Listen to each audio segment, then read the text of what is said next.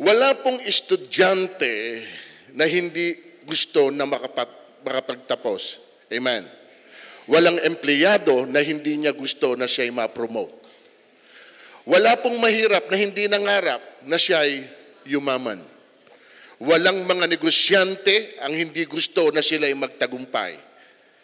Wala pong masama sa lahat po ng yan kung luluobin po ito ng Diyos at ito naman ay atin pong hahakbangan. Pero mga kapatid, anong ibig kong sabihin dito? Huwag po tayong masettle lang kung saan po tayo naroroon. Sapagkat merong pang mas magagandang bagay na inihanda po sa atin ang ating Panginoon kung po tayo ay paparoon pa. Are you with me? Halimbawa, nahihirapan ka na sa kalagayan mo. Gusto mo pa bang manatili rito? Hindi na siguro. Kung sobra na rin ang tinitiis mo, gusto mo pa bang magpatuloy sa sitwasyong ito? Hindi na rin siguro. Kung may kakayahan ka naman na lumaya, dapat lumaya ka mula rito. Amen po. Kung mabibigyan po tayo ng pagkakataon na makalaya, gagawin mo ba? O sasabihin mo sa sarili mo, okay na ako dito at mas gusto ko na manatili sa kalagayang ito. Gaya po ng naririnig nating madalas kapag meron tayong sinishare ng ibang tao. Ano sinasabi nila? Dito na ako nagising, dito na rin ako mamamatay. Tama po ba? So ganyan po ang mga katwiran. At ganun din po ang naging katwiran ng mga Israelita nang ialis po sila ng atin pong Panginoon sa Egypt through Moses dahil po sila ay inaalipin. Tingnan niyo po. Hindi ba't bago tayo umalis ay sinabi na namin sa inyo na ganito nga ang aming sasapitin? Sinabi na namin sa inyo na huwag kaming pakialaman at pabayaan na kaming manatiling alipin ng mga Ehipsyo sapagkat ibig pa namin ang manatiling alipin kaysa mamatay dito sa ilang. Can you imagine? Ang salita po nila, mas gusto pa nilang manatiling alipin. Satisfied na po sila doon sa kalagayan po nila bilang slave. At gumagawa po ang Panginoon ng paraan para po ialis sila roon. Pero dito, kita po ninyo, mas pinili pa nila, sabi niya, na manatiling alipin. So pabayaan mo na lang kami na manatiling alipin. Ibig pa naming manatiling alipin. Para pong sinisisi po nila ang Diyos na inalis po sila sa ganung sitwasyon. Hindi po sila sumasang-ayon dun sa plano at gusto ng Panginoon. Alam niyo po ba mga kapatid kung bakit po ginawa ito ng Panginoon? Hindi naman po ang Diyos ang may idea na ialis sila. Pero sila ang nagbigay ng idea sa Panginoon para tulungan sila na sila'y iligtas at alisin doon po sa pagkakaalipin. Tingnan niyo po, dito nang galing yan Sinabi sa kanya ni Yahweh, nakita kong labis na pinahirapan ng mga Ehipsyo ang aking bayan. Ang kausap niya rito si Moses. Alam ko ang hirap nilang tinitiis at narinig ko ang kanilang daing. Dumadaing ba sila? Narinig ko ang kanilang daing Nakita ng Panginoon na pinahihirapan sila So bilang isang Diyos na nakakakita na gano'n ang sitwasyon nila at dumadaing sila sa Diyos. So ano ginawa ng Panginoon mga kapatid? Tingnan nyo. Bumaba ang Panginoon upang sila iligtas at ialis sa Ehipto. At ihatid sa lupaing mayaman, malawak at sagana sa lahat ng bagay. So bumaba ang Diyos. Bakit? Para iligtas sila at ialis saan? Sa kanilang kalagayan. Amen. Kung mismo ang Diyos ayaw na manatili sila sa ganung kondisyon, sana mismo tayo rin ganun ang desire. Amen? Hindi rin tayo nasasatisfy na ganun lang ang ating pong kalagayan. Kailangan meron po tayong ginagawa para tayo makaalis doon. Halimbawa, ngayon nalaman po ninyo na ikaw pala ay isang alipin. Anong next move? Gusto mo ba lumaya? O gusto nating manatili lang na alipin? Sino po rito ang gusto na mag-level up ang kanyang kalagayan bilang mananampalataya? Amen. Yung pong from elementary, gusto natin na makapag high school. At hindi tayo na-settle sa high school, gusto nating makapag-college. Totally na makapagtapos. Amen. Wala po siguro dito sa atin na gusto lang niya elementarya. Amen. Maliban lang po doon sa mga bata na wala talagang interest na mag-aral. Na kahit naman may pampaaral ang magulang, ayaw talaga. Hindi niya gusto. Maliban po doon. Pero sa isang taong may desire na makatapos, hindi ho siya masiseti lang na mananatiling elementarya. Hindi ho normal yon. Tingnan niyo po. Dapat sana, mga tagapagturo na kayo. Subalit hanggang ngayon, kailangan pa kayong turuan ng mga panimulang aralin ng salita ng Diyos. Ang dapat sana sa inyo ay matigas na, ngunit hanggang ngayon, gatas pa ang inyong. Ito pong salitang ito ay para pong may panunumbat. Tingnan niyo word. Dapat sana, tagapagturo na kayo. Dapat sana, matitigas na pagkain na kinakain nyo. Tama po? Kasi hindi po yun ang ine-expect po nito. Kasi sa tagal na eka ninyo nakakakain, nakakarinig, dapat eka iba na ang level ninyo. Iba na ang dinidesire ninyo, iba na ang gusto nyo. Kung sa atin kaya ngayon sabihin nito mga kapatid, ano po kayang salitang aangkop sa atin? At yan po ang gusto kong ibahagi sa inyo sa mensahe nating pinamagatang the three dimension of spiritual life. The three dimension. Okay? Number one, sa pagiging slave. Yan po ang una nating kalagayan. Lahat po tayo alipin. Tingnan niyo po. For we ourselves were once foolish, disobedient, and wrong. We were slaves to fashion and pleasures of all kinds. Sa Tagalog, nung una tayo'y mga hangal, hindi masusunurin, naliligaw at naging alipin ng makamundong damdamin at lahat ng uri ng alipin tayo, hindi. Sundan pa natin. Galatia. Ngunit sinasabi ng kasulatan na ang lahat ng tao'y, kasama ka? Lahat ng tao'y alipin ng kasalanan. Tanggap niyo po mga kapatid na tayo mga alipin? At dyan po tayo pinalaya ng Diyos. Tingnan nyo. Ngunit salamat sa Diyos sapagkat kayong dating mga alipin ay naging masunurin sa aral na tinanggap ninyo. Pag sinabing dati, noon yun. Tama po.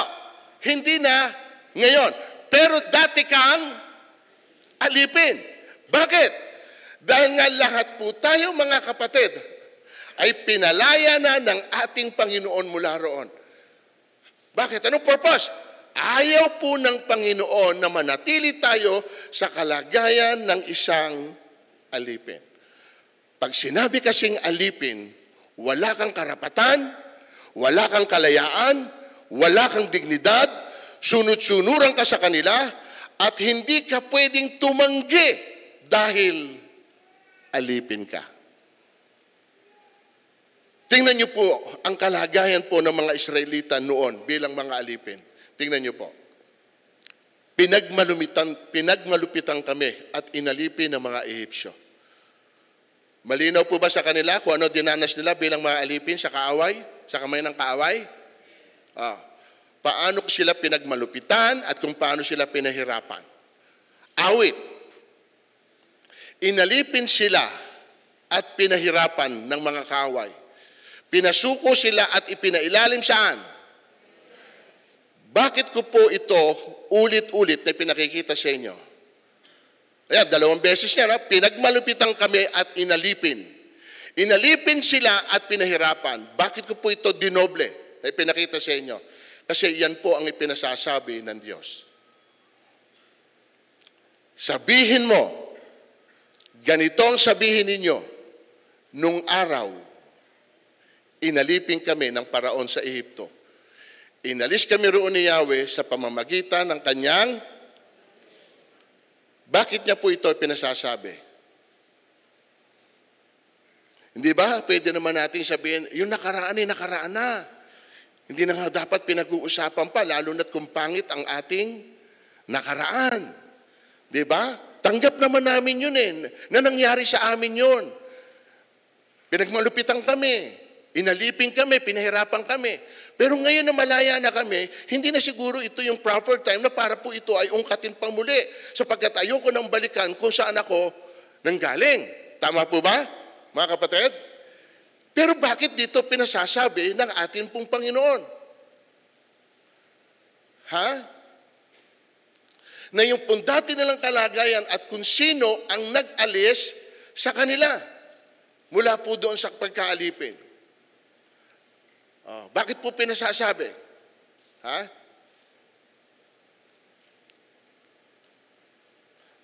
Kasi minsan hindi ho natin naiisip yung dati po nating kalagayan at kung ano nang ngayon tayo Hindi po natin ina-appreciate yung bagay na ginawa ng Panginoon sa atin nung una at nakalimutan na natin yung magagandang bagay na ginawa niya. Kaya ngayon na naririto tayo sa kabila na bilang pinalaya, hindi na natin yung naalala.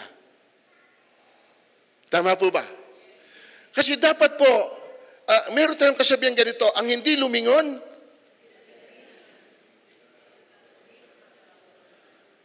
mahirap intindihin talaga salita ng Diyos Tingnan niyo yung word. Totoo ba yon? Ang hindi lumingon sa pinanggalingan, ay di makararating saan?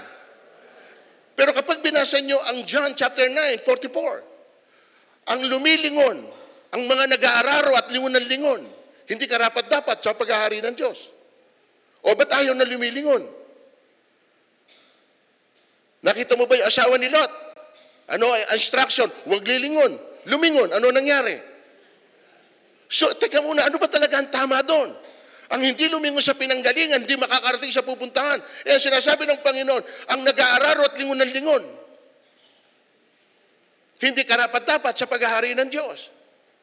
So ano pong makikita natin doon? May mga bagay na hindi na dapat po nating binabalikan. Amen. Pero may mga bagay na dapat nating alalahanin sa nakaraan kung yung mga alaala na yon ang siyang magmomotivate sa atin na lalo po tayong ma-inspire na magpatuloy kung saan po tayo nanggaling. Kasi meron kang pinaguhugutan. Amen. Parang ganito lang, ayoko nang maranasan pa ng mga anak ko yung naranasan ko nung ako'y bata pa. O motivation yun. Pero binabalikan mo. Kasi alam ko kung ano yun ang aming pinagdaanan. Kaya kung yun ang aking binabalikan, ito ngayon ang aking pong objective. Ayoko na mangyari pa yun sa akin, kaya ngayon magpupursige ko. Tama po ba? Positibo hindi? Positibo. Pero may mga pangyayari sa nakaraan na tuwing maaalala mo, yun ang nagpapahina ng damdamin mo. Dahil para kang laging tinutusok, parang lagi kang yung parang namamaliit dahil lang sa iyong mga nakaraan. Parang hindi na ako makamove on. Dahil lagi na lang niyong ipinamumuka sa akin yung mga bagay na nangyari sa akin nung nakaraan na parang wala na akong pagkakataon na makapagsimula ng bago. Yun yung mga bagay na hindi na natin dapat binabalikan. Amen? At dito kaya pinasasabi ng Panginoon sa bawat isa sa atin, naalalahanin ninyo na may nagpalaya sa inyo mula doon sa sitwasyon na inyo. At kapag naalala niyo yun, dapat nagiging positibo pa kayo sa mga bagay na gusto niyong gawin. Ano sabi rito? Tingnan niyo sa 1 Corinthians 7:21. Ikaw ba'y alipin nang tawagin ng Diyos? Ano man ang kondisyon mo nung tawagin ka ng Diyos? Huwag mong intindihin yun. Ngunit kung may pagkakataon kang lumaya, samantalahin mo. Ang isang alipin noon, tawagin ng Panginoon ay malaya na dahil sa Panginoon. Nakita niyo mga kapatid? Don't make that an excuse. Huwag niyong gagamitin yung mga bagay na yun para gamitin yung dahilan na hindi mangyari yung purpose ng Panginoon sa buhay ninyo nang kayo tinatawag ng Diyos. Tinatawag ka ng Panginoon. Meron siyang calling sa iyo. Pero dahil po binabalikan mo, ay hindi ako pwedeng, baka mamaya yan pa ang gamitin nila sa akin Baka mamaya yan pa ang isumbat nila sa akin tinatawag ka ng Panginoon para kayo makapaglingkod sa Diyos. Pero ang ginagamit mong dahilan ay yung mga nakaraan na kung saan doon ka inaalis ng Diyos, doon ka pinalalaya ng Panginoon. Paano kung ibalik nila sa akin yung dati kong pagkatao? Binago ka na ng Diyos, pinalaya ka na ng Diyos. Kaya tingnan nyo, sabi niya, huwag mong intindihin Kung ano man ang kalagayan mo ngayon, sa oras na tinawag ka ng Panginoon, sabi niya, kung may pagkakataon ka. Amen? Hindi sinabing lumaya ka muna. Nang tinatawag ka ng Panginoon, ako ang magpapalaya sa iyo. Pero kung may pagkakataon ka na mangyari sa buhay mo, yun ang gawin mo. Amen po ba mga kapatid? Pero huwag tayong gagamit ng anumang pong dahilan para hindi mangyari yung purpose ng Panginoon sa atin pong buhay. So malinaw na pinalaya tayo ng Panginoon mula sa pagiging slave. Amen? From slave, ano po ngayon ang pangalawang stage? Servant. Hindi tayo dapat manatili sa pagiging slave. Amen? Gusto ng Panginoon na tayo ay maging servant. Ngunit ngayon, pinalaya na kayo mula sa kasalanan at mga alipin na ng Diyos. Hindi na alipin ng kasalanan, kundi alipin na ng Diyos. Ang natamo niya kabanalan at ang kauuwi ay buhay na walang hanggan. O ngayon ito, challenge ko sa inyo. Sino po ngayon sa atin ang makapagsasabi na siya ay servant na ng Diyos? O servant of God? Narito na po ba tayo sa level na ito? Mula sa pagiging alipin ng kasalanan, ngayon po ay tayo naging lingkod ng Diyos. Yan po kasi yung purpose ng Panginoon kung bakit po niya tayo inalis doon eh. Ayaw niya naman na tayong alipin ng kaaway. Gusto niya tayo ay maging alipin niya. Pangit kasi sabihin yung alipin eh, kundi servant niya. Maging tagapaglingkod niya. Amen? Siya ngayon yung dapat nating pinaglilingkuran sapagkat siya po yung nagpalaya po sa atin. At hindi po tayo dapat masatisfy lang na nakalaya tayo mula sa pagkaalipin. Kailangan po mga kapatid, makarating po tayo sa antas ng pagiging servant o lingkod ng Diyos. Nagre-level up. Amen. Wag po, alam niyo mga kapatid, tingnan niyo ito. Kahit po sa natural, may mga level, amen? May mga tawag, tingnan niyo ito. Kapag ang pinag-usapan natin ay bagyo, merong signal number 1. Merong signal number 1. May signal number 1. Hanggang 1 lang ba? Nagle-level up din, di ba? May signal number 2. May signal number 3. Amen? Kapag lindol, magnitude o intensity, right? Tama? Intensity 1. Intensity 1. 1 lang ba? Kailan lang 8 eh. Magnitude, di ba? Yung 8 eh, di ba? O so, ibig sabihin, nagle-level up. Wow, di ba? Nakukuha niyo ibig sabihin? From grade 1, wala nang gustong magtuktong. O, eto kapatid, maging sa sakit, sa cancer, may stage 1? Stage 1? May level up, di ba? Saan mang bagay, tingnan mo, laging may ganon. So somehow, sa ating spiritual life, kaya nga ang tawag ko ron ay 3-dimension, kailangan po, mga kapatid, na nagle-level up tayo from slave to servant. Amen? At mamaya tutuloy pa natin yon. Okay? Kasi ayoko pong masettle lang din tayo dun sa pagiging servant. O, at tinan nyo ito. Patay na ang lingkod kong si Moses. Ano tawag niya kay Moses? Ha? Okay. Napansin mo ba ang lingkod kong si Job? Tanong uli ni Yahweh. Wala siyang katulad sa daigdig. Malinis ang kanyang pamumuhay. Ano napansin niyo? Ano tawag niya kay Job? Ipinagmalaki niya bilang kanyang lingkod. 2 Samuel 7:8. Sabihin mo rin, sa lingkod kong si David, ang salitang ito ni Yahweh, inalis kita sa pagpapastol ng tupa upang gawing pinuno ng bayang. Lingkod kong si David. Lahat po sila ang address ng Panginoon, lingkod. Why? Sapagkat lahat ng binabanggit ko, silang lahat ay naglingkod sa Diyos. Kaya ang tawag sa kanila ay lingkod ng Diyos. So ano ibig ko sabihin mga kapatid? Huwag kayong masettle na nandyan lang. Maraming kaparaanan para tayo makapaglingkod sa Diyos. Pero huwag po tayong manatili lang na slave. Umangat tayo ng konti. Lord, ano bang pwede kong gawin sa'yo? Ano ba ang pwede kong mai-offer para masabi mo na ako'y lingkod mo? Amen? O tingnan nyo, nag-level up si David. Ano sabi ron? Inalis kita sa pagpapastol ng tupa. Para anong gawin? Nag-level up ba? Ha? O, kita nyo kapatid? Nag-level up po si David. Dahil yan po ang gusto ng Diyos.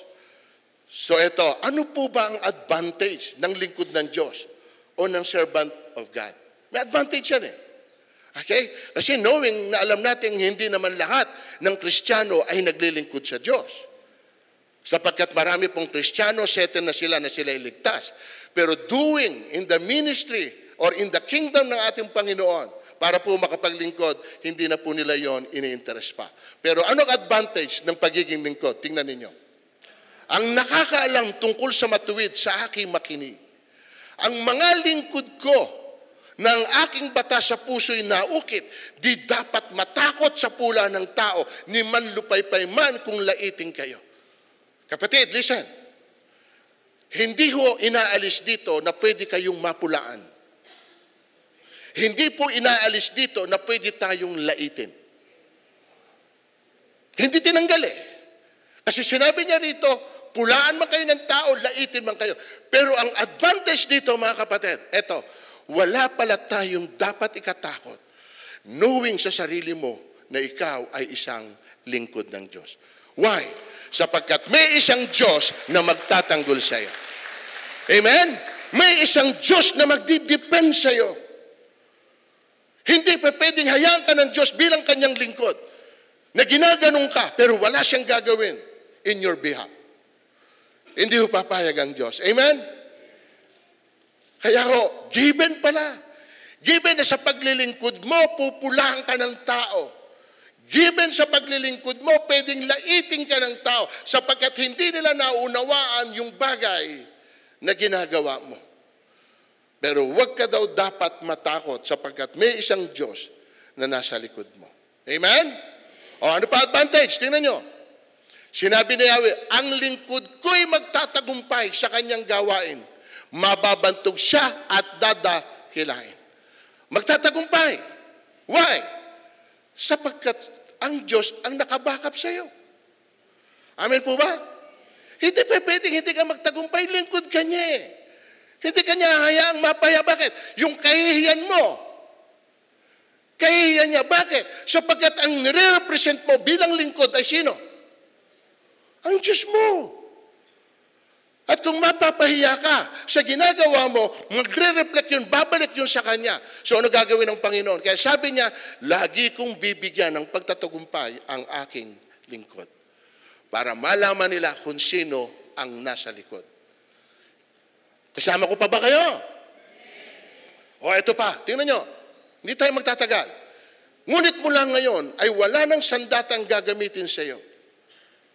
At masasagot mo ang anumang ibibintang sa iyo. Ang mga lingkod ko'y, ano sabi? Kita nyo kapatid. Ang mga lingkod ko'y aking ipagtatanggol. Yan yung advantage mo. Na kapag naglilingkod ka sa Panginoon, hindi pwede na hindi ka backupan ng Diyos, hindi pwede na hindi ka proteksyonan ng Diyos, hindi pwede na hindi ka tulungan ng Diyos. Lahat ng pwede na gamitin ng Panginoon para i-backupan ka, gagawin po ng Diyos. Amen ba mga kapatid? Bibigyan ko ng pagtatagumpay. Ito ang sinasabi ni Yahweh. So satisfy kayo sa advantage ng lingkod? O ito pa. Sinabi ni Yahweh, sila ang lingkod ko na aking hinirang. Kaya naman ako'y di pagtataksilan.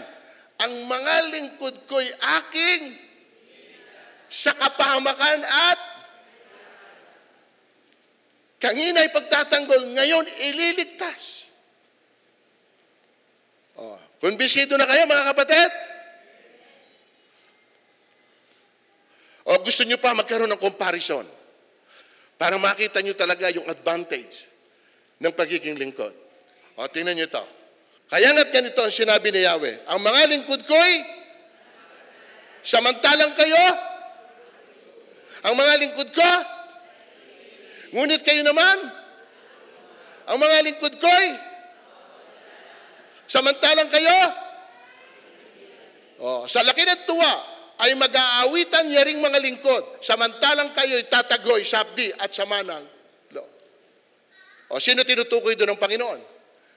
Ng mga hindi makakakain, makakainom, sa samaan loob. Sino? Anong mga lingkod? May advantage na nga yung lingkod Amen. Napansin niyo kapatid? Kaya as much as we can, sa maliit na kakayahan mo, huwag kang pumayag. Huwag kang pumayag na lagi lang mauupo dyan sa inuupuan mo. Do something. Lord, ano ba pwede kong i-offer sa'yo? Para masabi, ako'y naglilingkod din. Welcome po ang sinuman. Pinakamaganda nga, lahat tayo naglilingkod Amen.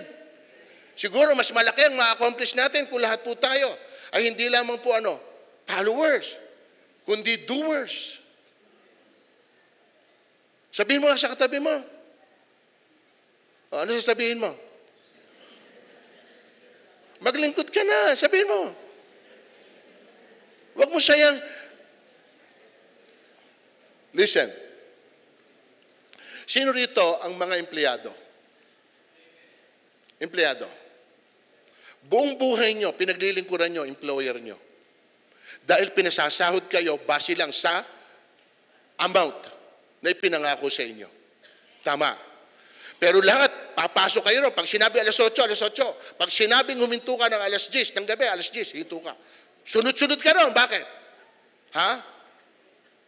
You're being bound. Kapatid, beholden ka. Ito ngayon ang tanong ko. Ang ibinibigay lang sa iyo ng employer mo, sahod mo. Na para lang magamit mo sa pang-araw-araw. Pero hindi mo nakita, kaya ka humihinga, kaya ka malakas, kaya ka nakapagtatrabaho, may isang Diyos na tapat na nangako na gagawin niya yan sa'yo. Pero ito tanong, siya ba nababagingan ng lakas na siya rin ang nagbigay? Ano yung paglilingkod na nagawa mo?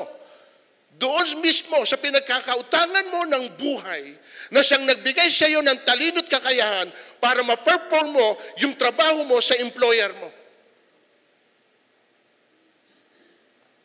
Hindi fair. Tama po? Kayo sumagot, fair? Pagdating sa hindi ko sinasabing wag kayong hindi sumunod. Matatanggal kayo sa trabaho, definitely. Amen. Baka balikan niyo ako, yan, natanggal na ako, Bishop. Kasi hindi ko na masyado sinunod yung employer ko. Sinunod ko na po kayo, Lord. Sabi ko kasi nung Bishop dun pahirapan niyo pa loob ko. Amen. My point, mga kapatid, sa sinasabi ko sa inyo, kailangan kayo ang nakakaalam nun. Kung sino dapat ang bigyan nyo ng weight o value o ibabalue nyo. Ano sinasabi ng Panginoon? Tinan nyo, hindi kanya gugutumin. Sinasabi ng Panginoon, sasakluluhan kita, ipagtatanggol kita, ililigtas kita, para malaman nila na ikaw ay aking lingkod at ako ang iyong Diyos. Amen? Sa totoo lang mga kapatid, mawawala ang kumpanya. Naniniwala kayo? Mawawala ang kumpanya. Amen? Darating din ang araw, mawawala rin ang employer. Amen? Either kung sino mauna sa inyo, yung employer o ikaw. Parehas kayong mawawala. Amen? Pero ang Diyos kahit kailan, hindi mawawala. And anytime na lapitan mo, laging available ang Diyos para po tayo ay tulungan at iligtas. Kaya titingnan nyo lang. I-balance nyo lang. Amen? Ngayon, nakita na natin po yung advantage. Amen? Kaya ito po hamon ko sa inyo. Huwag po kayong manatiling ligtas at malaya. Okay? Pangarapin nyo rin po na kayo makapaglingkod sa Diyos. Pero huwag na rin po tayong manatili sa paglilingkod. Ito po pinakamasarap na marinig bilang lingkod. Ito po sana marinig natin sa huli na sasabihin sa atin ng Diyos. Tingnan nyo. His master said to him, "Well done, good and faithful servant. You had been faithful over a little. I will set you over much. Enter into the joy of your master." Napakasarap na marinig sa huli. Halika, aking lingkod na tapat. Makisalo ka sa aking hapagkainan. Good and faithful servant. Ang sarap nun. Lalo na't mismo ang Panginoon ang magsasabi sa iyo, good and faithful servant. Dahil ginampanan mo yung tungkulin mo para sa ating Panginoon. Di ba? Kahit ikaw ay empleyado, kahit ikaw ay negosyanteng tao, pero you make it a point na talagang meron kang laging inilalaan na oras para lang mapaglingkuran mo ang ating Panginoon. Etong maririnig natin, well done. Amen? Ngayon, wag naman daw tayong magmamalaki if ever na tayo ay ginagamit ng Panginoon. Ayan, marami sa atin dito naglilingkod. Wag naman ninyong iangat ang sarili niyo na dahil kayo ay naging servant ng Panginoon, ay parang nakahigit kayo sa iba. Don't do that. Ito po ang sabi sa Lucas. Tingnan ninyo. So you also, when you have done all that you were commanded, say, we are unworthy servants. We have only done what was our duty. Tagalogin natin. Ganon din naman kayo.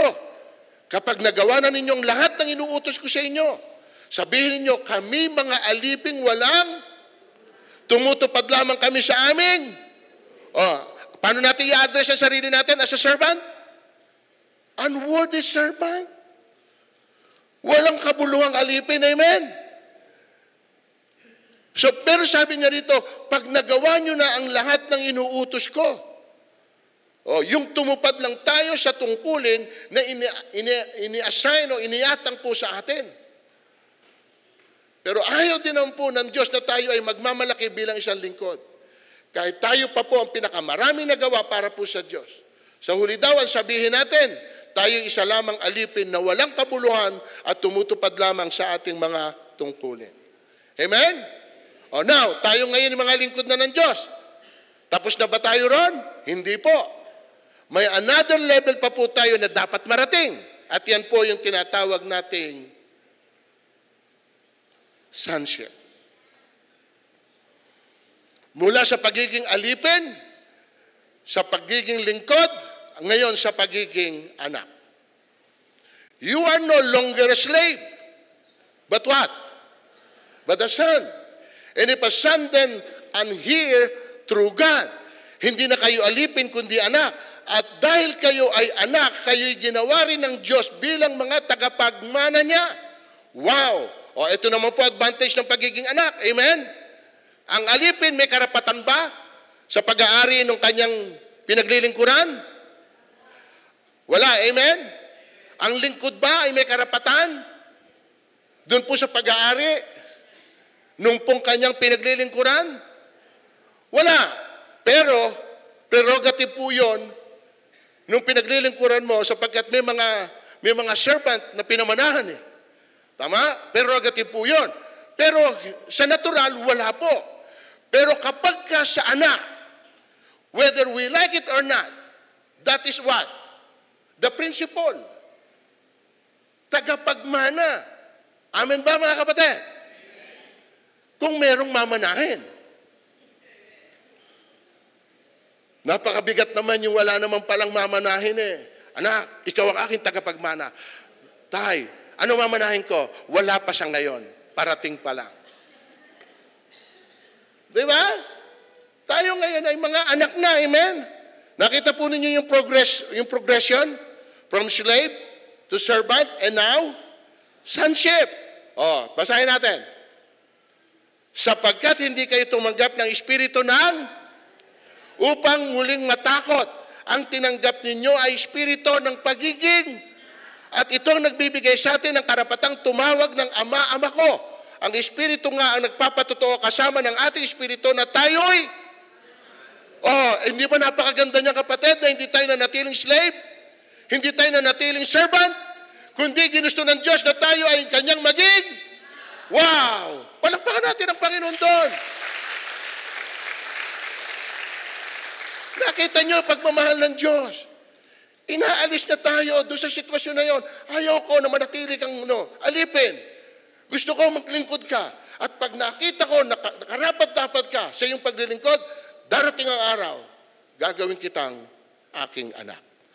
At yamang mga anak tayo na tagapagmana ng Diyos at kasamang tagapagmana ni Kristo. Sonship includes sharing in Christ's inheritance, eternal life, righteousness, and the kingdom of God. Sonship leads to a transformed life, mga kapatid. Sons reflect the character of their father in holiness, obedience, and love. Kaya po sabi sa Ephesians 5:1, tinan nyo, basa, sabay-sabay.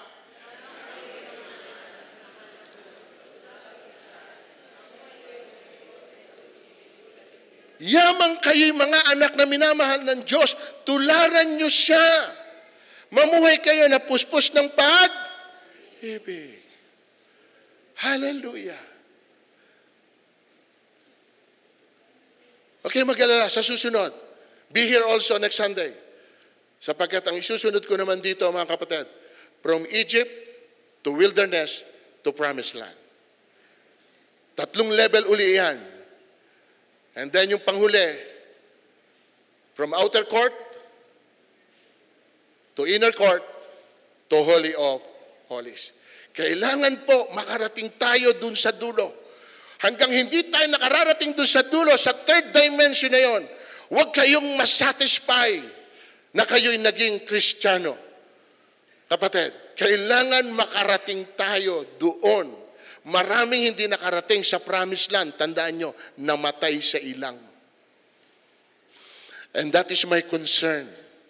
Baka mangyari din uli yun sa atin na hindi natin narating yung promised land. When I say promised land, heaven. Amen? And here is my conclusion. Yan po yung 3 dimension ng ating spiritual life. Mula sa pagiging slave, naging servant, at mula sa pagiging servant, naging son. At yan po ang dapat nating marating. Huwag po tayong manatiling alipin ng kasalanan. Lumaya po tayo mula rito patungo sa paglilingkod sa Diyos hanggang sa makarating tayo doon sa pinakahuling yugto ng spiritual life natin, ang maging isang anak ng Diyos. Amen, mga kapatid? Palakpakan natin ang Panginoon. Kaya akala nyo tapos na yung journey ninyo? Hindi, kapatid. Hindi ho aksidente na nakakilala kayo sa Diyos.